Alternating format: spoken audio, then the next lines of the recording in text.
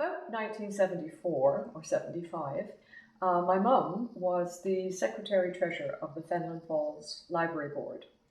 And it had been decided that the library, which was on the main street in Fenelon Falls, needed to be relocated because it was, well, they needed more space. So a huge clean out happened. And my mum, with Mrs. Snedden, who was the librarian, started clearing out a lot of books that were no longer being circulated too often. And while that was happening, they came upon a very large cardboard box, which had been pushed at the back of the library in some sort of nook or cranny.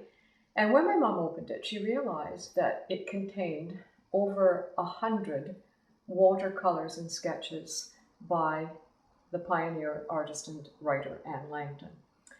And needless to say, she thought this was quite exciting and immediately thought, well, wait a minute, what should we be doing about this? Because these are very fragile sketches and they need to be preserved.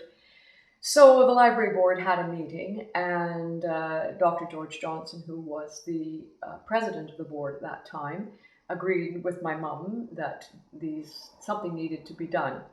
So my mother wrote to the Conservation Institute in Ottawa, asking if they could bring the sketches to them to have them appraised and to get some advice as to what should happen to them. So I was privileged to go on that little expedition because I was at university at the time, and so I went with my mum to the Conservation Institute in Ottawa, and we met with the curator there, and he took the sketches and had them carefully examined, and he said, these are very, very valuable. In fact, the quality of work is equal to anything the group of 7 ever produced. So again, we were thrilled and said, okay, so what happens next? And he said, well, they need to be preserved and cataloged and made sure that they don't get exposed to light and heat changes and so on. So we left them at the Conservation Institute for, I don't know how long, several months.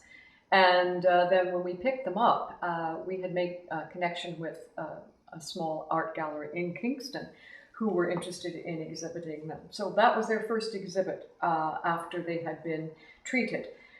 And from there, that connection led us to the ROM in Toronto, the Royal Ontario Museum. They have a Canadiana collection, and they were exhibited there. That would have been 1976, possibly.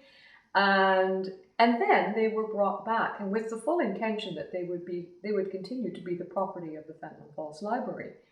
But of course, the library is the property of the village, and so the library did not have a new location at that time. They were still trying to figure out where to put it. So the sketches went into the vault in the municipal office, and they stayed there for a very long time.